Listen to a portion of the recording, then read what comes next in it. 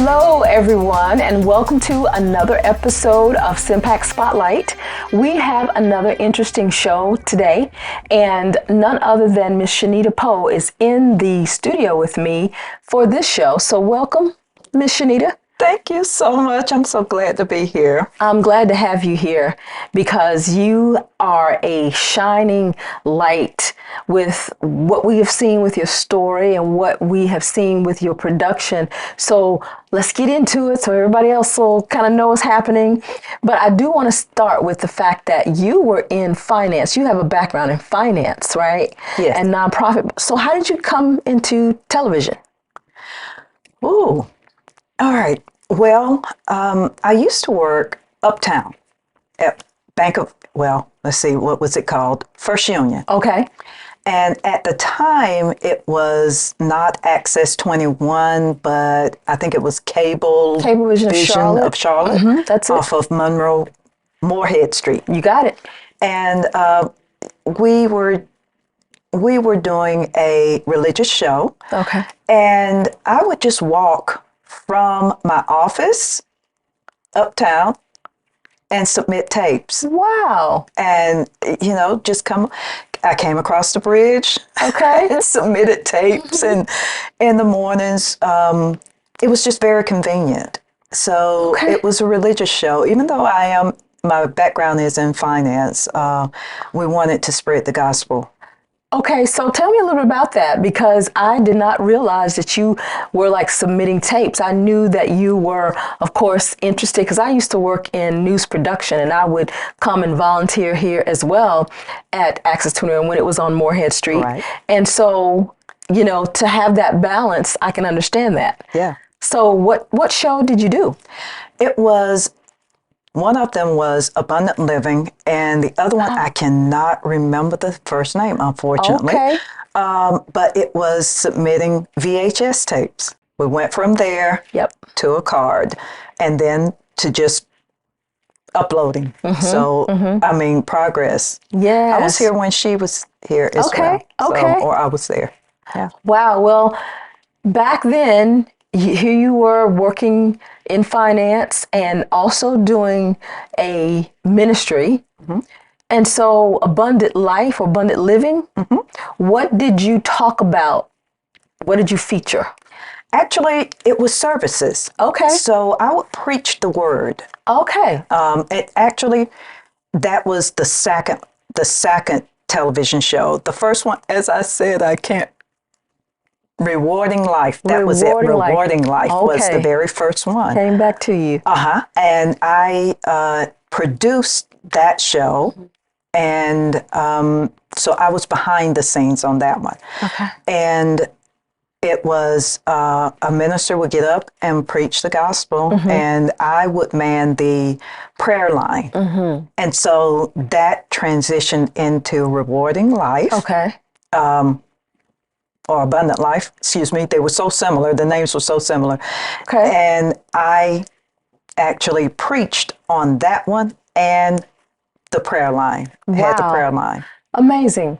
Well, between then and now, there were things happening. Yes. Life happened. Life happened. Yeah. And your special talks specifically about an incident in your life. And I definitely want to delve into that because listening to you now talk about doing the ministry program on Access 21 or Cablevision of Charlotte and working uptown in finance, you have a different story. Yes. In that interim. So tell us about what happened. And I love the way you said life happened because that's the way I frame it, is that life happened. Yeah. Whether it was in our control or out of our control, we're still here to be able to tell the story. Right. So the incident that happened was I was homeless. Wow. For 7 years. During the 7-year period of time, 3 episodes of homelessness. Wow. And to just hear that, just framing that, someone would say, well, you did something. Like, Shanita, you did something to cause your homelessness. And I let individuals know that I was helping a young person Okay. in order for them to have a future. That's the best thing I could say. Okay. In order for, they were going down a destructive path. Okay. And I stepped in, and it took all of my resources. Because working in finance and knowing how to structure my money and all of that, I had 401k pension, I had savings, I had all of that bundled together, and everything was fine. In order for me to rescue this young person out of their future being robbed from them, I exhausted all of my resources. Okay. And I ended up homeless. So I say that God allowed certain things to happen in order for me to have a testimony at the end. I won't give away the ending yet, though. Okay, yeah, we'll get to it. And of course, we want people to tune into your special, which is Yes. on video on demand. But backtracking a little bit, let's unpack that. Because you mentioned a young person who was in a desperate situation. Right, And it was someone that you felt like you needed to rescue. exactly, And then your resources were depleted because of that. exactly. So, how and what was this young person's situation, if you can share with us? Okay, because I'm very protective of the individual, and I never release the person's name. Sure. I called the person Casey, Okay. young lady. We'll call her Casey. And Casey had a devastating childhood. A lot of things traumatic happened to her. And because of those traumatic events in her life, and she shared with me, those traumatic events, she was going down the wrong path and she was hanging with the wrong people. And she continued to keep me as a guiding light and a guiding force in her life.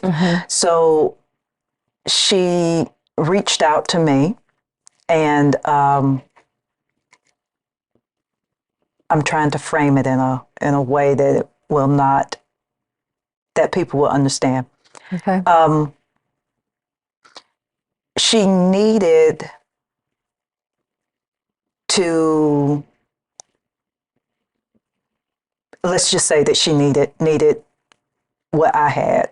She needed your money. She needed, money was part of it. Okay. The other part was someone to listen, someone to be in her corner, someone to mentor her. Sure. More than anything, money was like secondary, but it was needed.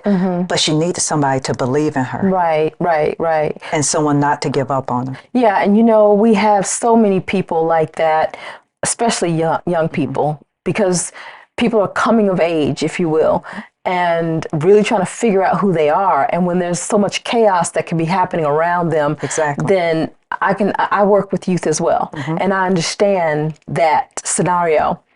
I also understand that, part of that learning curve is to let someone kind of show you the ropes. But I want to understand, if you can share, why did all your money go towards her? I created a word. I said deplenished, putting depleted and your money diminished together. But how did that happen? Okay. I mean, was there jail bonding? I will say that I'd rather not say. Okay. Okay. Let's just put it like this. Let's give a different scenario. Okay.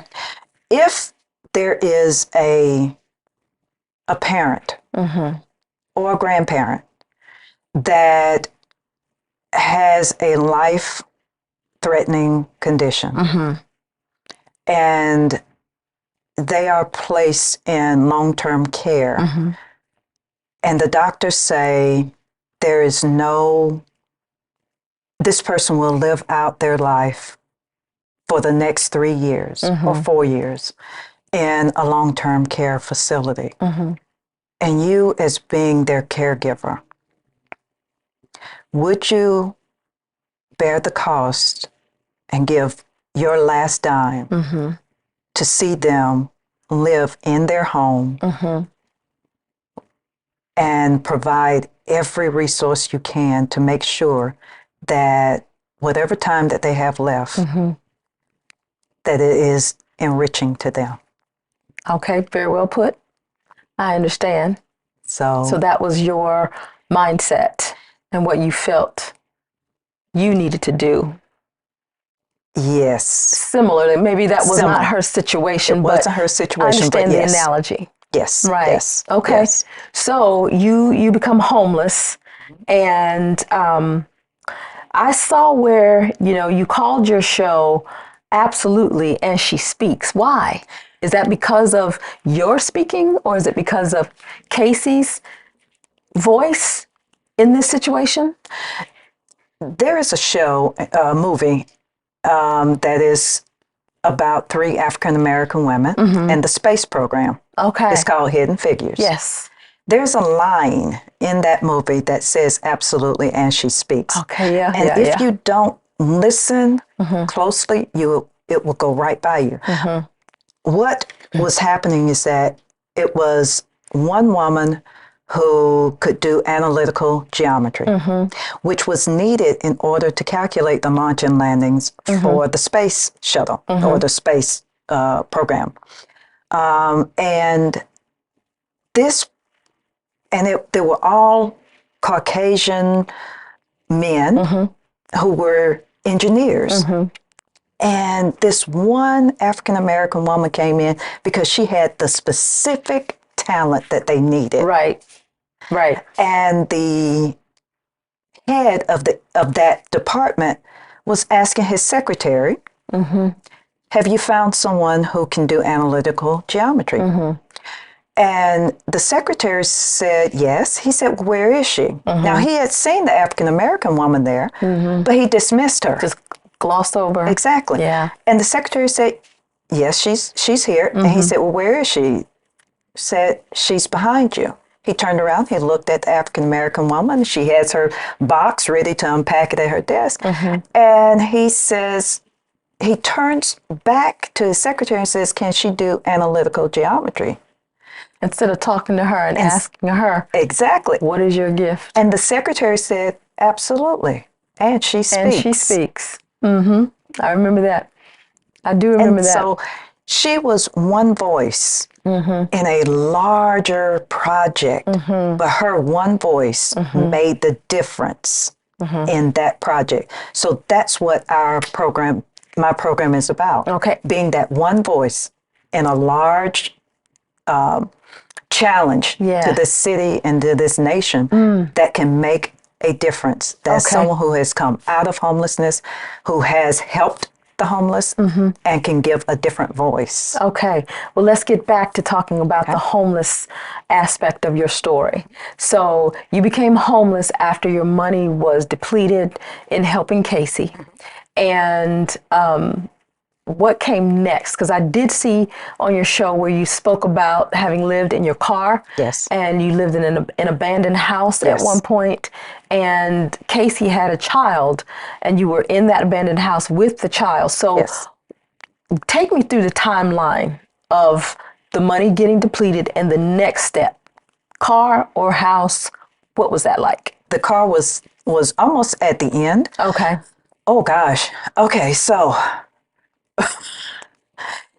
the first one was my family had a home that no one had lived in for well over 10 years. Okay. The house was in rural North Carolina. Okay. The weeds around the house were waist high. Wow. The house had no electricity, had no running water. And so I used the last bit of money I had to ask someone to go down there and fix up the house. I said, okay, this is a free house. No one's living here. I'll use what I have and go down there. I completed my lease in Charlotte. So that is one of the things I need to say is that I had a certain amount of money. I now have daycare that is one of my expenses. Rent is one of my expenses, and everything around that. Now, But was it daycare for Casey's child or Casey's your child. children? Because you have My had children are grown. Were they grown at this time? Yes. Okay. Yes. So this was daycare for her child. Casey's child. Okay. Yes. So I have an added expense. Okay. And it's like, so what do I do? So I made the decision. This is the limited amount of resources I have. I will finish out my lease. I will start anew in rural America, rural North Carolina, and just go from there. And so your money from your 401k and your pension, which are your savings, was gone, and you quit your job? I retired from my job because of the stress that was going on. I could not mentally continue because I was an underwriter. Okay. That's stressful enough. That is very stressful, yes. But I'm very good. Good. I am excellent. I was excellent at my job. Okay. But I needed to make sure I could calculate, I could foresee, I could assess risk, because that's what an underwriter does, assess risk. Right. So you retired and you focused on assessing the risk and spent your 401k and your pension. And so it was nothing. Nothing. Okay. But you assessed the risks. I had to assess. And what did you assess? What did you contemplate was before you and how you needed to move forward given this situation? Okay. So my reasoning was this. I have a certain amount of money. I can either take on 2 jobs and live in Charlotte, meaning pay for daycare, because I had a very small job, which is something that I didn't have to think about. You know, it wasn't mortgage, it wasn't underwriting SBA loans or anything of that nature, which is what I used to do. I sewed. I was a seamstress. So I took on that job of being a seamstress. I can do it with my eyes closed. Did you take on the job to get paid, or did you take on the job to provide practically for you and Casey and the child? I took on the job to provide for Casey, the child, and myself. Okay. So did Casey have the child when she reached out to you, or was this in an interim? During the process. During the process. And when she reached out to you, how did she find out about you? Through the show? She knew me. Okay. She knew me. She had known me for quite some time. Okay. I am accustomed to helping. I'm accustomed to taking on challenges. I'm accustomed to this. I can make it through, and the Lord will allow me to make it through. Okay. So you mentioned Casey was involved with in an abusive situation, and I know the viewers are trying to stay with this story about what was happening because she had a child in the process. You're homeless, and I'm thinking she's homeless, but she got pregnant. Did the police get involved at all? I'd rather not say. Okay. All right. So what happened next after that? Because you're talking about the Lord and of course him providing. What was your conversation with God at this time? My conversation was, I believe you. I believe you, Lord. I don't know what's going on, but it's not for me to question you. Okay. I just need to hear you. I just need to hear your voice. And a lot of times people don't understand that, but it's when you're in the midst of something and you know that it wasn't caused on your own, you have to trust him. And so that's what I did. I trusted God, and I said, I just need to hear you every step of the way. Yeah. And that was my conversation with him. Okay. I continued to stay in the Word. So for the most part, Casey had a situation. I helped her out of her situation. I helped her through it. I helped her out of the situation. It did cost me everything that I had. Would I do it again to save a life? Yes, I would. Yeah. I mean, there's no question. Yeah. Casey now is a travel nurse. Nice. Her son is doing very well in school. That's great. She is providing for herself. She is up on her feet. It was well worth it. And I did listen to your story about, you referenced Job, the Yes. biblical character Job, Yes. quite Yes. a bit. Yes. And for people who may not know, Job was a man who was seen as a godly man, and he had wealth and a Yes. comfortable life. Yes. Nice family. And the evil that came against him was for the point of saying that he would turn his back on the giver of all those things. And then the giver, God, was like, no, this is my servant, and he won't turn his back on me because of the things that I've given him that he may no longer have. So why do you relate your story to Job? The reason is because in the book of Job, the first verse of Job, Job 1:1, talks about the character of Job. And the character of Job is actually that he eschewed evil and he feared God. That solidified his character. Okay? Then it speaks about the things that he had. So the enemy, which is the devil, Satan, came up to God and basically said, I've been going to and fro, and God offered Job to the enemy. And and the enemy said, but you have a hedge around him. Take that hedge off of him, he'll curse you. God said, okay, you can do whatever you want to do with him, but one thing. So Job did not cause his devastation on himself. God allowed the devastation to come. So with me, I didn't do anything, but I believe and I know that God allowed this to happen to me because he knew that, number one, I would not turn my back on him, with or without things. The paramount thing is, I love God. Doesn't matter if I have anything or not. So, yeah.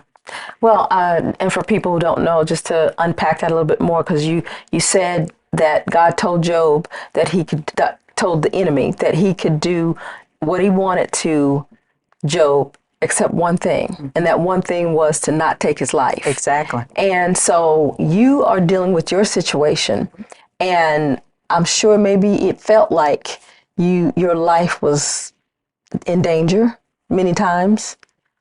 And I'm referencing what I saw on your show, that you slept in your car, which is scary and can be related to danger anyway. But you specifically said that there was a man who was looking into your car.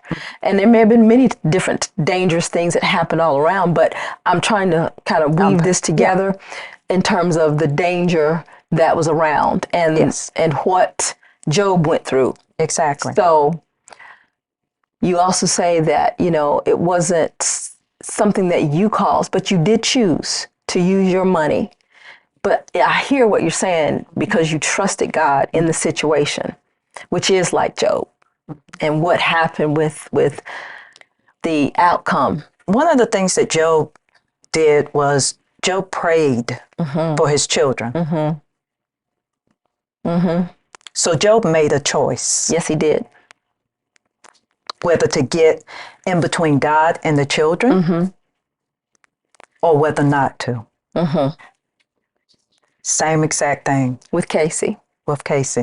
We make a choice and we trust God through that choice. Yes. Whatever the outcomes are. And yes, I was in danger, and wherever I was in danger. But the difference is having peace in the midst of danger. Yeah. And so I do want to just say that there are probably people out there who are going through this, and people who are working alongside of people that they don't know are homeless. Exactly. And so what would you say in closing out this program to people who really want to reach out to people like that, yet not embarrass the person? You wouldn't know I was homeless because I made sure no one knew my situation. Okay. So I was not on a street corner. I was not sleeping on the street. I made sure I was hidden. And that is what happens. So the main thing is be kind to everyone, because you Right. never know Right. who's going through what, when, and how. Absolutely. And to reframe it, because you have and had a relationship with God. And there are many people who are probably blaming God for their situation, and they're homeless. And living in this atmosphere right now where rent is crazy, Right. people can't buy a home or unable to buy a home for whatever reason. They're trying, they have a job, or they're in a group home, like you were saying, and they don't want people to know. For people who want to help, would you say something about bringing out like maybe some toiletries, or going to a certain place and donating some things, and then that other person, the person who's homeless, can maybe tap into that? I would say for someone who is homeless, know your resources. Okay. Know where to find what, when, because that was, I used to give out those toiletries. I used to give out food. I used to be the person on the other side of the table. Right. So I knew all the resources to tap into. What I would say is that if you want to give to not the large companies, but find those small group homes Okay. and give to them. Okay. You don't have to give money, but you can give your time, a listening ear, and maybe some clothes, or to help take that family to the park, or allow them to have a sense of normalcy. Wonderful. Miss Shanita, thank you so much for sharing your story, for being here, and for continuing to do what you do through this platform. Thank you. Thank you All for right. having me. You're welcome. Thank you. And everyone, thank you also out there. And I know you got some great information from Miss Shanita. So we look forward to seeing you next time. And thank you again. Have a good night.